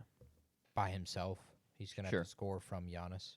So it just comes down to it's not the exact same, but in terms of like being like this team has Jokic, so you're gonna trust him a lot for that. It's like this Bucks team doesn't have much else going for them, but they have Giannis, and he's played fantastic. And so how much you trust Giannis? On the flip side, it's Halliburton, Nesmith, Benedict Mathurin, guys that played well. You have guys like Obi Toppin as well. I'm blanking on the center's name. Can you Miles Turner? Miles Turner. Yeah, thank you. I don't know why I couldn't get that one. It's a bit more of a well-rounded crew. But Giannis is the best player in the series. Well, yeah, it reminds me a lot of the older Bucks teams. Now, this Bucks team doesn't have a Drew Holiday, but Sure. like Giannis has the capability to just go out and win a series by himself. He's done that numerous times. His side piece for all of these years was Chris Middleton, and Chris Middleton really never he almost never played in the playoffs, and 2, he rarely performed well in the playoffs when he did. So for Giannis, it's not a problem to carry this entire Nothing team new. on his back. As Jack said, he's been outstanding. The last 30 games, he's averaging 29, 12, and 7. Truly spectacular. I mean, great numbers for him.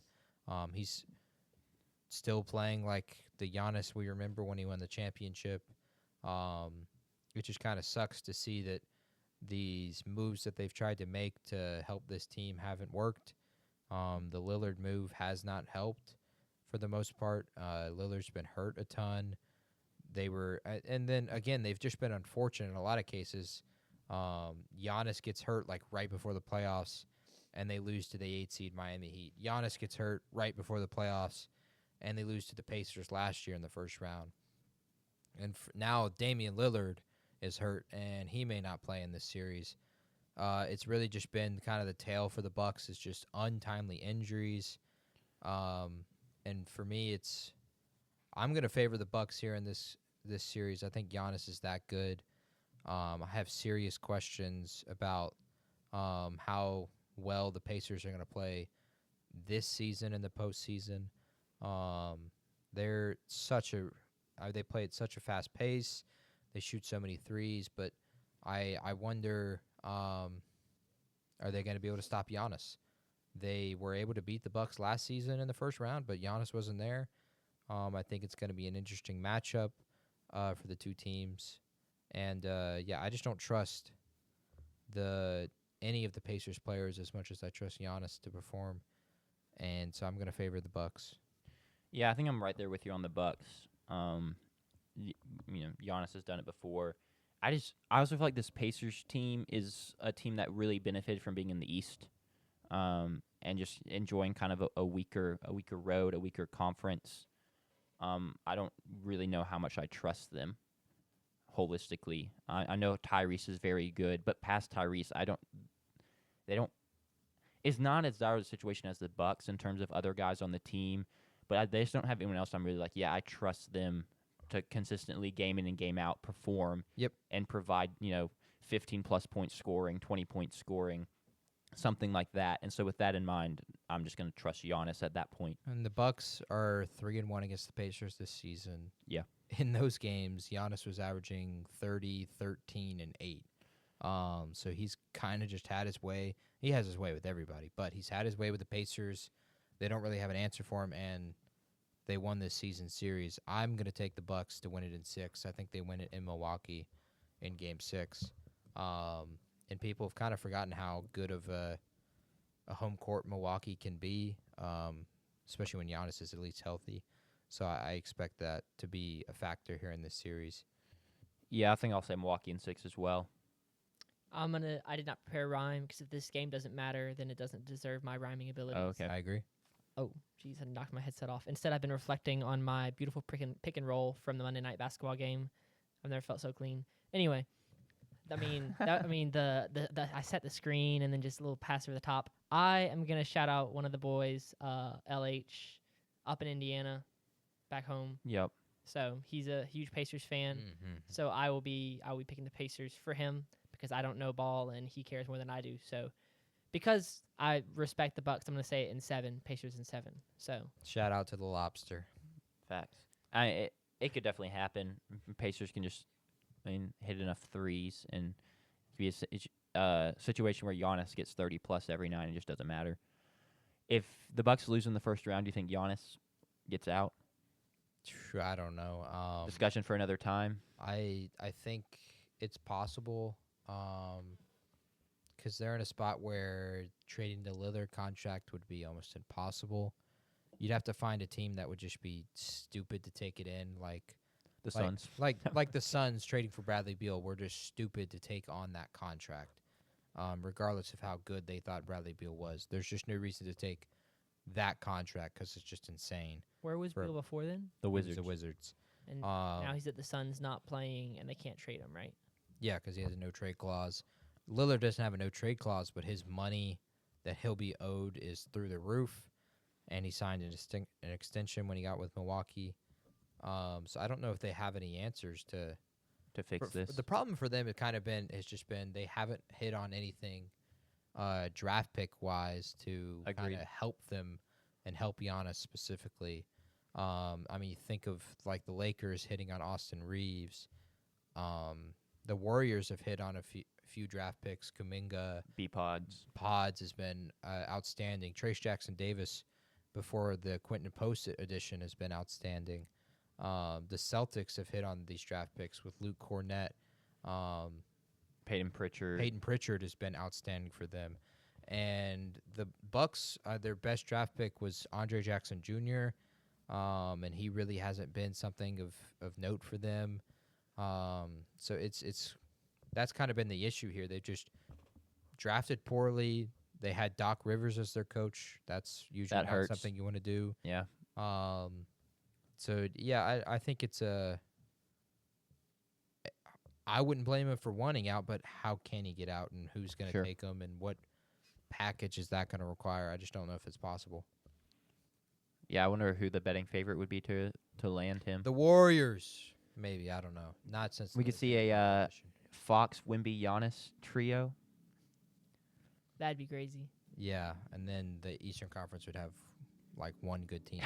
So Would It'd be the Celtics and the the most Cavs. Yeah. super of all super teams. JP, did you say why these games don't matter? I was like I said, I was thinking about my pick and roll play, so I was not really paying attention. I just don't think they have the intrigue because there's going to be 4 games, 3 games every single night for the next 2 weeks until these series are over. And in my opinion, these 2 series and then you have your 1-8 series, Yeah. are not worth Tuning into. making sure you tune into. Yeah. If they're on and you're working on homework, throw them on, watch them, whatever. Not must see TV though. But these other 4 series that we've talked about already, they are must-see TV. You're going to want to watch every single game with Ant Edwards and Luka Doncic. The Warriors going against the Young Rockets. Nuggets Clippers is going to be outstanding. No blackouts because it's playoffs, right? Yeah, the only thing you might have trouble with is a few games will be on NBA TV, but they're going to put like this series on NBA TV because Yeah. these games. I think this just- series has an ESPNU game, which is crazy. that's crazy. I think it's a joint ESPNU / NBA TV. I can check on that one. While you're checking on that one, we can move into the last series that we're going to talk about, and I can agree Yeah. with the who cares about is it on ESPNU and NBA TV, Game 3 of this series. Yeah, will that's be on- nasty. Highly And Game televised. 2 of this series will be on NBA TV as well. So let's just like, It's the NBA TV exclusive, I think is what Bill Simmons called it. yeah, it's Um, also like it's not going to be worth watching because you were not going to be able to find it. It's not going to be on ESPN or TNT. Yeah. Celtics Magic, I agree. Celtics are the 2 seed. I agree with JP that this one doesn't really matter. The Magic can't score enough to make this a series. They may get 1 because the Celtics will come out flat and just look like they're disinterested and not really care. I am worried about and this is an aside, so I don't even know if I should say this, but I'm worried about the Paulo and Franz long-term fit because we've seen them struggle. When Paulo is going and playing really well, Franz has struggled to play off the ball. He's been like a sub 30% three-point shooter. Mhm. Just not a good catch and shoot guy, and so that really limits them. And then they keep bringing in these guys to be shooters, and then they just don't shoot the ball well. Like KCP came in and it's just done nothing. Yeah. So just a complete lack of shooting. And then you look at the team on the other side that just has, knockdown shooters for days, and it's just a terrible matchup. I mean, it's a 2-7. Celtics, like you said, are minus 7,000 to win the series. So I mean, I'd probably say Celtics in 5, a little gentleman sweep. Yeah, I'm gonna say the Celtics sweep the Magic. Okay. The Celtics are just too good of a team. The Magic have the pieces there, but like you said, the pieces just haven't done what they're supposed to do. Franz Wagner was given the big extension, and then hasn't necessarily taken the next step. Boncaro has been kind of a locker room cancer, apparently. Then, additions like KCP haven't helped a ton. They've kind of just had questions at the center position for much of these years. Goga is a good center, but he's not a good center for a playoff team. No. Mo Wagner, he's got the aura and all these great times, but he's not a center for a playoff team. And then the Celtics are just too powerful. They're 1 through 8. Sam Hauser, Peyton Pritchard, they're going to be too big of a force to be reckoned with. They can have one guy play the worst game of his career. It wouldn't matter. They'll win by 10 in a game in this series. They're really just that good. So Celtics I think sweep the Magic in my opinion. I think they would like to get out in front and get the extra rest because I think they will expect the Knicks and Pistons series to take at least 5 to 6 games. So they'd love to have a little extra rest. So Sure. then they have that advantage. over the Knicks and Pistons round 2. Something to monitor, which it in no way matters for this series. Jaylen Brown is getting injections in his knee pre-playoffs. He's experiencing some pretty rough knee pain. Once again, they could play this whole series without Jaylen Brown, and it wouldn't matter, but just something to monitor down the line. Absolutely. Does it ever come back to bite a team where they get that extra rest and then they get cold/rusty? Sure, but I think, like I said, like the Celtics are so good that I think even in that case, one guy could have a rusty game, as long as for the Celtics, it's if one to two guys are on that night and having a good game, they're gonna win,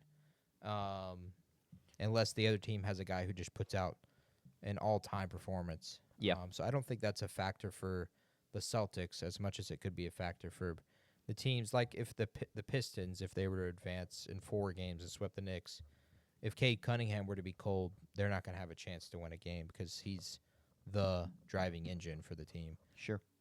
It's also a thing of, like, I mean, talking about, if a couple of Celtics are cold, they're really truly playing the numbers game of, like, we're just going to shoot a bunch of threes, and sure, we may shoot terrible one game, but it's a 7-game series, so who cares?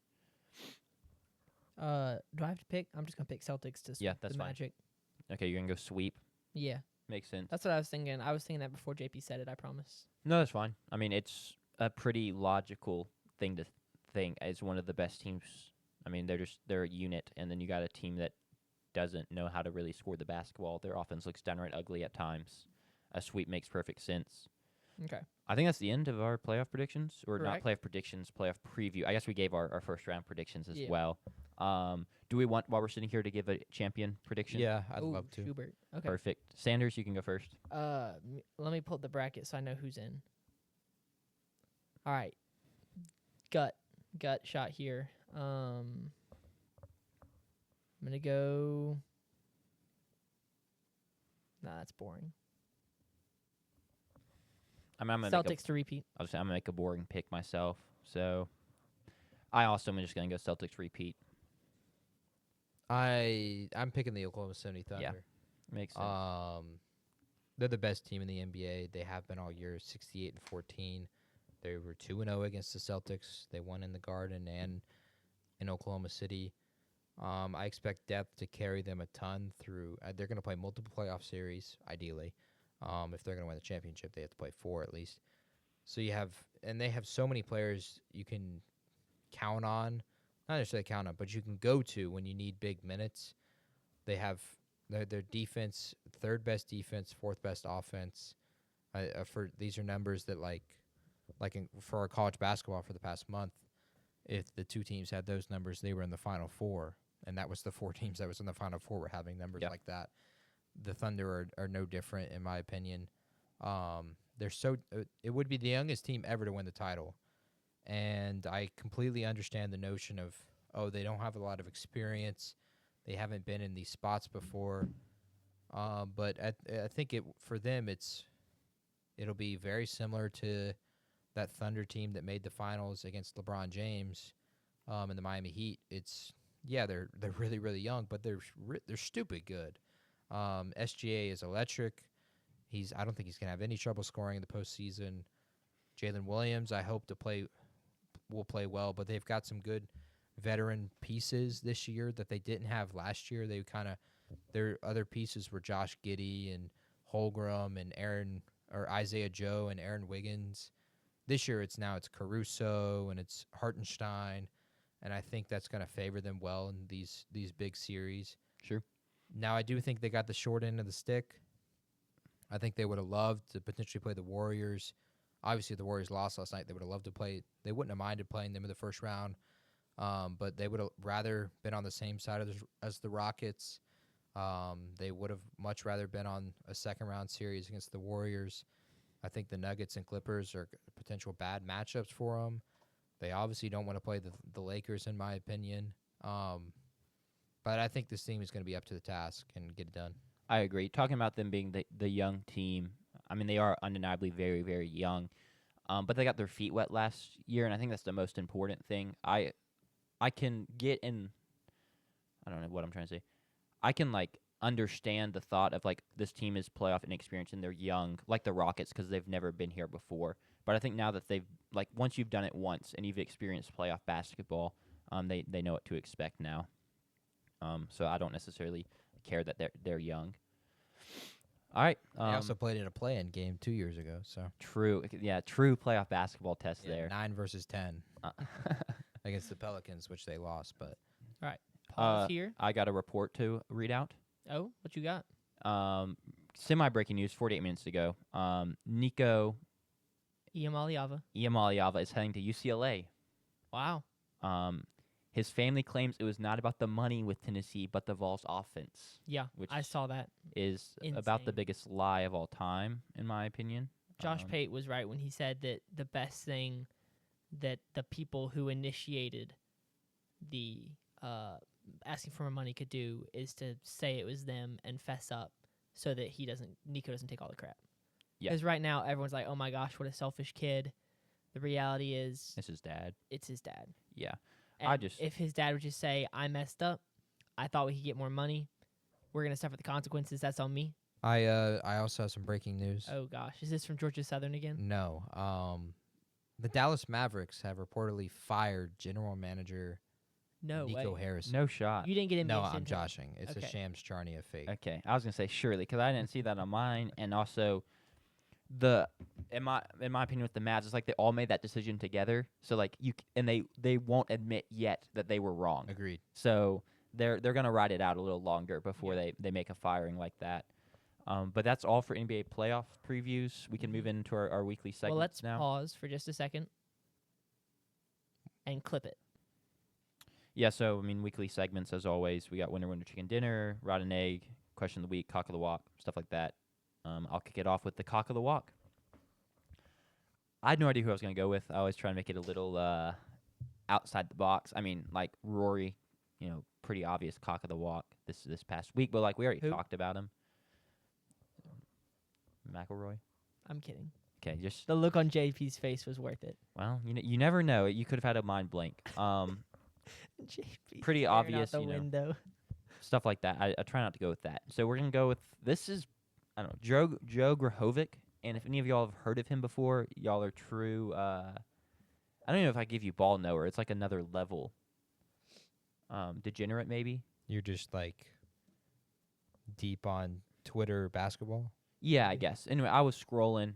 He committed to St. Bonaventure today. More specifically, committed to play at the school where Adrian Wojnarowski, Woj, famous Woj bomb, former NBA insider and reporter. That's where Woj is the GM. He didn't play organized basketball till last year. He just like living in his truck and hooping at the 24-hour fitness nearby. Put a video out there and ended up playing in like a JUCO jamboree with Fullerton College. And from there kind of got noticed. So kind of crazy trajectory. Shout out to him for, D1. That's kind of nuts. Oh yeah. Gets to go to school for free. Gets to play basketball. Insane. I'm torn between the idea of like it's Woj, so this guy has legit talent, or it's a St. Bonaventure just needs players. But I'm gonna go with the legit talent route. I don't think It could Woj be is, either. I don't think you give. There's no discredit, in my opinion, to even like Division II collegiate basketball. Oh, he's a hooper for sure. Yeah, these players can play. Like Division I players, there's only so many spots. So a lot of these guys were the star of their high school, the star of their town, and This guy was the star of the 24-hour fitness. yeah, he was the star of the 24-hour fitness. These guys can play. It's unlike football, where like your Division II or Division III players were like, oh, he was just the wide receiver for your high school football team. He was the guy that wanted it bad enough to keep playing. Yeah, kind of like deal. he loves football that much that he's just gonna keep playing. Yeah, basketball it's different. I think there's a limited amount of spots, so Sure. this guy can hoop. Shout out to him. Cool story. Once again, was just trying to find something random. 20 minutes before the show, was just scrolling Twitter and saw it. I could not find a good photo of him. It was He's a tough. ginger. He's got quite the beard. And the hair. And the hair. He's got quite the look. You should look him up. His hair reminded me of. Well, I forget the dude's name now. Yeah, I can't. Borat Jason Preston. I'll say I can't help Borat. you. Yeah. from the comedy from the movie. It's very afro, and then it's like a afro-y beard, like an afro on his face. He looks like a caveman, kind of, honestly. Slightly more groomed than that, but yeah, a little bit. Well, I mean, he was living in his car. So. this is true. That's It all does add up. To be fair, I had it. So they also signed an Italian today, St. Bonaventure, that is, and I kind of had the two of the stories mixed together. Mhm. So when I was watching the video and he started talking, and he was also like this, ginger, I was like, this just like, you tell me this guy's Italian? And then it's Yeah. like, no, he's not Italian. He was, just living in his truck.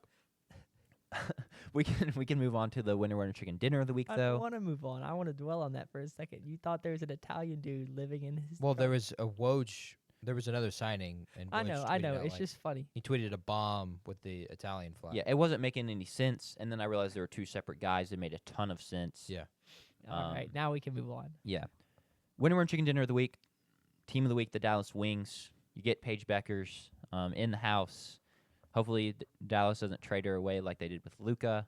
Don't let Nico get his hands on her. He's going to decide that he needs what's like a random center in the WNBA that's good at defense. Brittany Griner. Yeah, he decided he's going to decide he needs Brittany Griner on the team over Paige. But I mean, she's a stud. She has been for years. Happy the injuries are behind her. Or Angel Reese would kind of make sense. That'd be kind of funny. Yeah, honestly. That's not happening because they just drafted Haley Van Lith to reunite the national championship team. Well, then you can just unreunite it, and we can have Paige and Haley Van Lith. I can't believe we're breaking down women's basketball in here. The WNBA just made its first appearance on the podcast. The WNBA is kind of hopping right now, comparatively to previous years. Sure. Yeah. Yeah. Like Caitlin Clark, Paige, like we have some big names, some great players, some great storylines that are pretty toxic because half the WNBA doesn't want to admit that Caitlin Clark's great. I saw a bunch of people, they were doing a start bitch cut with Diana, Paige, and Sabrina, or not Diana, Caitlin Clark, and Sabrina, Yeah. and all the LSU players were cutting Caitlin Clark, Mm. and it was like, all right, a bunch of haters. Yeah. I Um, think you gotta probably start Diana, bench Caitlin, and cut Sabrina. I mean, I'm starting Caitlin, but I don't know. I really enjoyed the WNBA finals last year with the Lynx and the Liberty. It was a really fun Sure. series. I mean, Sabrina's a great player too. I'm not trying to discredit her. But Sabrina, Caitlin Clark, now Paige kind of feels like a new wave. Yeah. My Mystics had like 6 draft picks somehow, so we may have an all new team. My Mystics. I mean, what Is can that I the say? first time you've ever said that? No, it's not actually. Really? No, I mean, I'm not gonna say I'm a big Man, Mystics I'm probably fan. gonna pick a WNBA team before. No, I'm a Fever fan. I actually am. I am a Fever fan. Hold up. Mister, I won't choose a team forgot. because they're good. No. Here we I are. was a fan because Wow. they picked Victoria Vivians when she got drafted. Okay. She started her career there. It sounds like you were an Indiana Fever fan. You became no longer an Indiana Fever Well, I fan, and stopped now you're caring. back. Well, I stopped caring. Sure. And she didn't play there. But But I'm not. You want me to betray my team, my OGs? yeah, Della Dawn's gone from the Mystics, and so That's we're actually looking so to clutch for me. rebuild. And Tierra McCowan went there and started her career. I mean, 2 of the Mississippi State greats started their career there. Name one player on the Fever besides Caitlin Clark. Oh freak! I used to be able to. The blonde girl. 3, 2, 1. No. Blonde girl Tough. from Missouri. She has There's a a lot of sister, blonde Sophie girls. Cunningham. Thank you. Jeez. Okay, Yeah, that's right.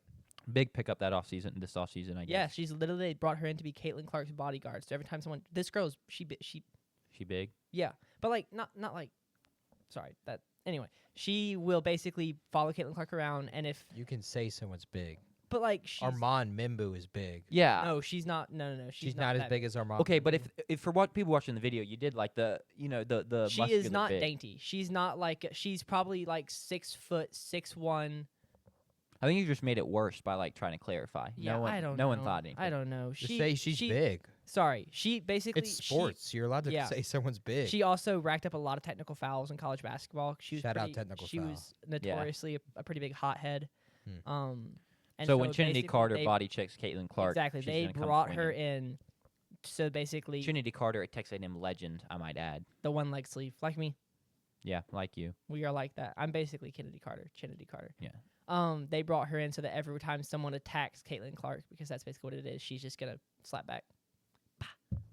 we'll see how that goes. I can't wait. I think it's gonna be great. I loved watching her in college. She beat us multiple times. It was sad. Where'd she Not- play? She Oh, played at Missouri. Gotcha. Yeah. That feels like a Missouri girl. Yeah, to be she had an honest. older sister, Lindsay Cunningham.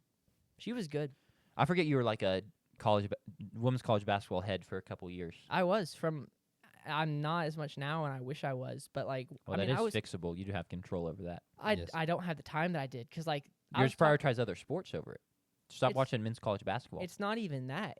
When I was in high school, I was homeschooled, and that's why I had absolutely nothing. Well, to you do. definitely have more time then than you do now. Correct. But you do have some. You just have to prioritize. Have I not talked to you? I talked to my mom about this. I realized like 2 months ago how much about women's basketball I knew in my prime. Yeah, you did. This talk was to me like about it. 2016 to like 2019.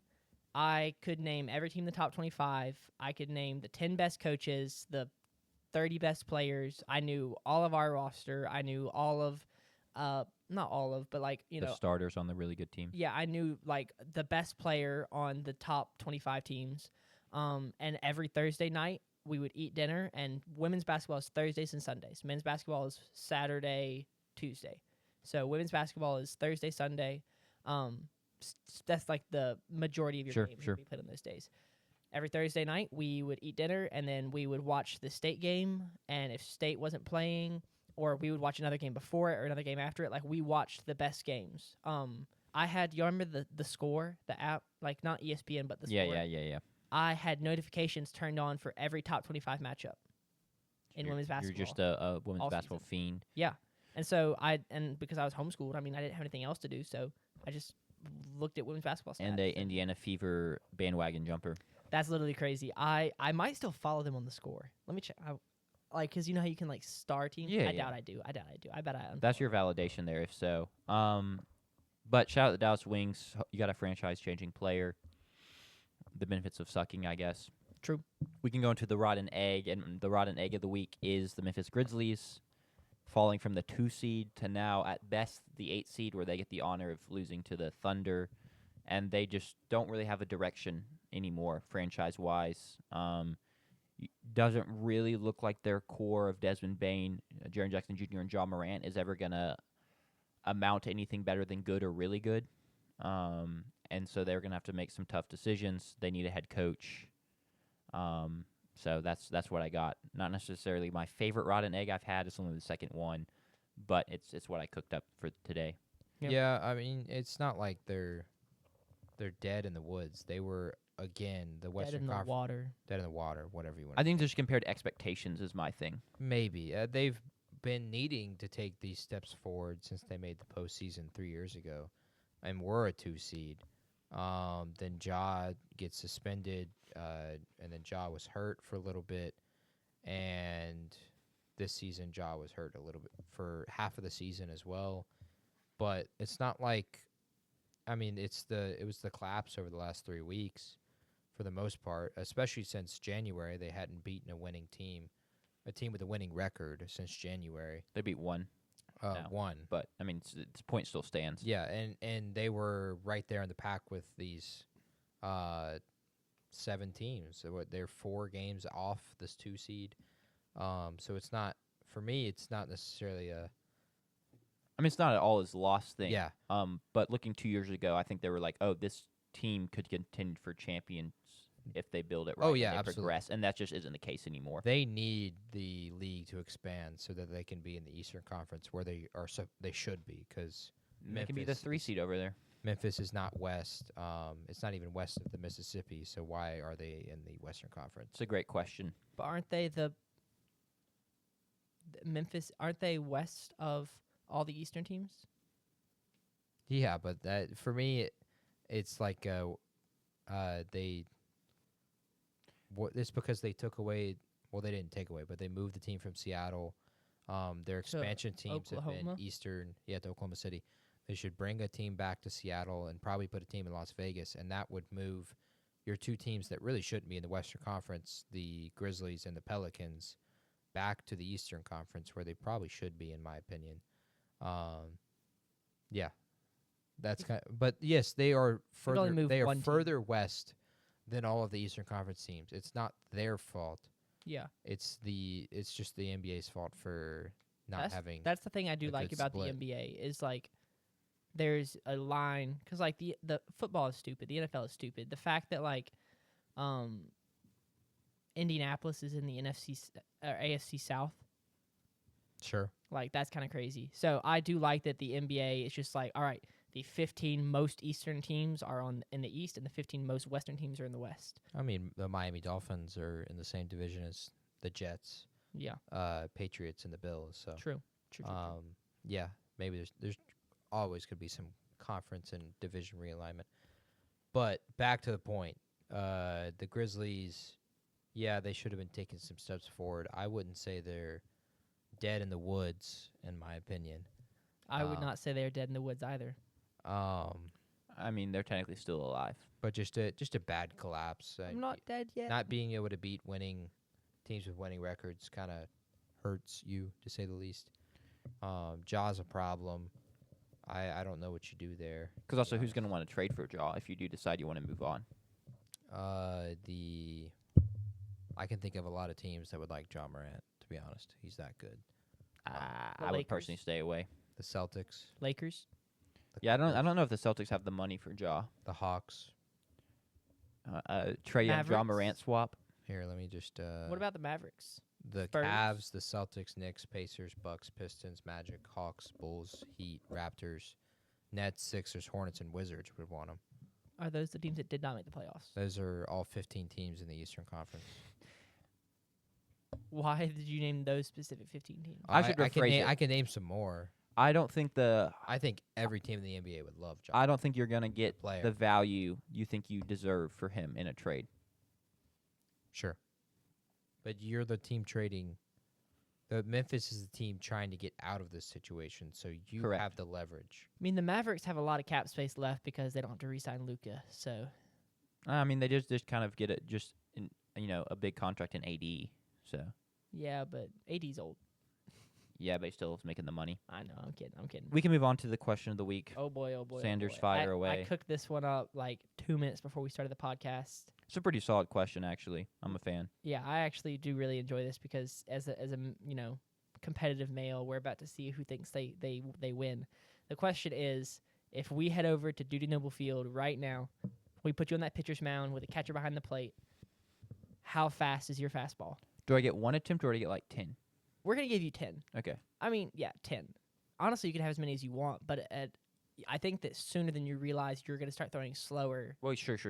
So basically, your peak fastball, and also it's not like it doesn't have to be in the zone. Just like honestly, catchable by the catcher. Yeah. No one hoppers. So what are we thinking, team? JP told us beforehand what his was. Yeah, so we'll let him go first because he's already revealed to us. Yeah, I filmed it back in 2020, November 8th of 2020 specifically. I threw a pitch at a net at the distance, 60 and a half feet of a mound. I wasn't on a mound, I will say, but So you didn't have the extra angle. the yeah, gravity. not that it would matter. I did the calculating based off the video. I threw a fastball at 45 miles an hour. Can I see the video? I didn't see it beforehand. Yeah, the form is terrible. I was That's going what to I say heard Jack say 45 the form is bad. sounds crazy The form low is, until you see the form. Form is atrocious. I don't know how to pitch, that's for sure. I wish that I had thought beforehand and we could put it up on the screen. It's fine. I prefer if this was Is it that bad? Yeah, it's pretty bad. for someone trying to pitch is pretty rough. Here's the form. Yeah, it's not great at all. Yeah, that's pretty tough. Yeah. It No- looks more like you're trying to make a throw from short. Oh yeah. There's no power to this. There's no. You're not driving over the top. Or And I not assume at you all. threw like a couple. Yeah. well, you didn't go out there and just. I mean, I'm assuming you were like I warmed up before this. Yeah. you were like pitching pretty consistently at And the you time. threw 45. 45 miles an hour. 44, 45. Okay. What do you got, Sanders? I have a really bad shoulder. Like it hurts a little bit, like most of the time. Sure. But I think I've got better form than that. I'm gonna say.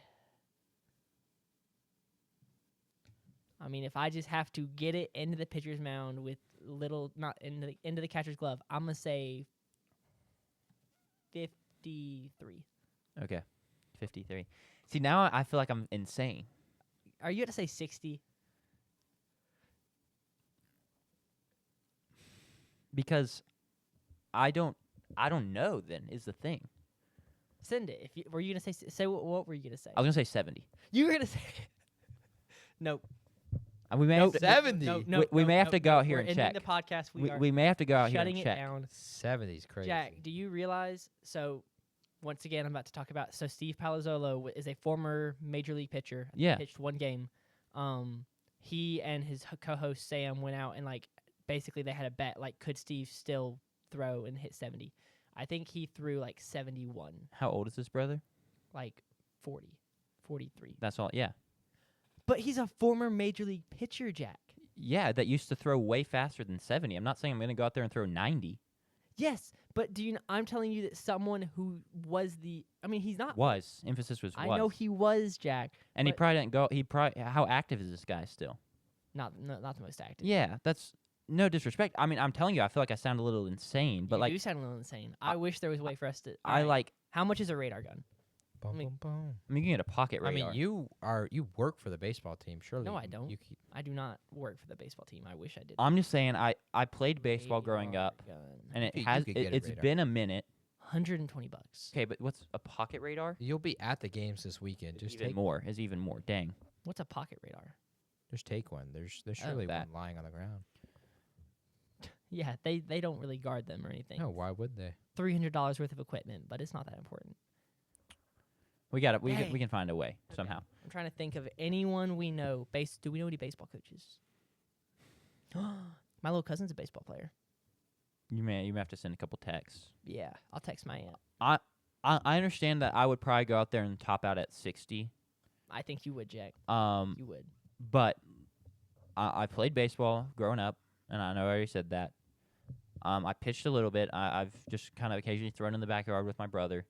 I have the ideal frame Long and and drive. I'm long and lanky. Sure. I have the form, at least better than JP's. Definitely. And so I want to say I could hit 70. And I know I'd probably be wrong, and then I think I would be frustrated that I was wrong, and then I'd throw for 2 weeks straight How and much see to if I could rent a get radar 70. gun? How much to rent where could you rent a radar gun from? I mean, we just need to go to one of these baseball training facilities. Yeah, there's that one out on Octok now. Yeah. Let's just go out there tonight. What else we got to do? I have stuff to do. Yeah, me too. Well, this will happen at some point, possibly. That would We could honestly just go to the field, and I feel like by me throwing, we could at least see if there was even a chance I was close. We could compare it to my 45. Yeah, Yeah, like yeah. we could, and then I mean, if you know how to do the math or whatever. If we video it, I can Yeah. do the math. yeah, it's not exact science, but we would Yeah, find if I'm so- at least in the ballpark. Yeah, if we do the math and it's 58, then Jack is. Yeah, just there's no point in getting a stupid. radar gun, and I'm just really stupid. Yeah. Yeah, we could do the math. All right, bet we'll do that out of my We house. just I need, got a big yard. Well, that's no mound is the problem. Oh, We may not be able to find a mound. I might just have to throw I flat think ground. we're gonna have to go with the flat ground. Jack. Okay. It's gonna be okay. If I'm at Doesn't 60, matter. if I'm at 65, then flat ground, and you I'm think saying the I'm mound's throwing gonna 70 have 5? off the mound. It adds a couple miles per hour. It makes a difference But because think of it from a physics. I just get standpoint. down on Yes, it. it's better. my potential energy into kinetic energy because your potential energy is higher because you're a couple feet off the ground. my theory is that as inexperienced as we are, the potential miles an hour you would add on the mound, you would lose because you're having to adjust your form to throw down the slope. But I've thrown off a mound before. Jackson, yeah. This is true. This is true. It's been a minute, This is but true. I- I have thrown off a mound before, Oh man, now and I it wanna- feels pretty natural. All right, that's a project for not this Now I wanna go semester. do it. We'll do it. We'll do it like Monday. We don't have school Monday. I have work, but I can do Not it. all- I I can mean, do it Monday afternoon. Yeah, Monday afternoon. Or you may not be back yet, Jay. We'll figure it out. We'll figure it out. We don't We're- need all three we're of us recording a unless show JP's Monday. like, I want to come. We're recording a show Monday, right? Yeah, Monday night. Yeah. So are let's we stepping out onto the drill Let's go do field? it out on the drill field, dude. We could, yeah. The junction. I'll bring my glove out. I'm fine with I don't that. have a glove, but I don't need it. Yeah, you don't need it. I'll catch, and then JP can catch for me. All right, cool. Dang. Is that it? I think that's it. Yeah. Check the I'll script. check I the kind of got script. distracted because now I'm thinking. Well, about we were just how way hard to off, throw. and man, that's just 70's crazy. But yeah, that's all we got. He says it's crazy. You're the one that said it. I told you it sounds crazy, but also at the same time, I'm somewhat confident I could do it. You know who I bet could hit 102? Cameron Fowler. Oh, I just doxed him, freak. Oh well. See, is it really? It's just throwing out a random name out there, a dox. No, it's not. JP Yes. just is it? Yeah, Okay. it's well, docs. my apologies to. Now they know that kind of a person of that name exists. Sure, Yep. but they have no idea who that person is. Yeah, so I bet he could throw 102 because watching that man play angle ball, 0 accuracy, but when the ball leaves his hands, it. he'd be wild flies. thing. I think Mont could hit 70. Oh, Mont could hit 70 for sure. Yeah, Mont Yeah. definitely could. I mean, he has would the have shoulder really good, for it. He has former tennis player. It's not just like I was about to like start complimenting his form and his body. He's got a a- tennis player. He's got a great shoulder, man. He's a former tennis player, so That's he true. he does understand. Do any of y'all have a baseball? Yes, I don't. I do. Well, Sanders, we just need the one. So Yeah. Unless you lose it. Well, unless you get mad like pitchers do that it's a little dirty or whatever. yeah. Mine New ball. Mine's a game ball, so you're just gonna have to deal with it. Okay, that's fine. I think. I may have one myself. I just don't know. There's one in the reflector office actually. True. Too Right. bad no one don't have a glove right now. If my truck was here, I would. We could use JP's hat right there. I'm That- good. that's That's his crazy. Saints hat. He's not gonna let that happen. I'll take my shirt off and just Yeah, like, Jack's hold it- throwing 70. use your too. backpack. I'm not catching a ball with A I'll hat catch it bare at 70 mile an 70. hour ball. Yeah. Bro, I'm not gonna get close. It's gonna be so funny. All right. Let's, Okay, we can well, y'all probably have already left. But we can let y'all go. Thanks for tuning in, and we will see y'all next time. Peace. see ya.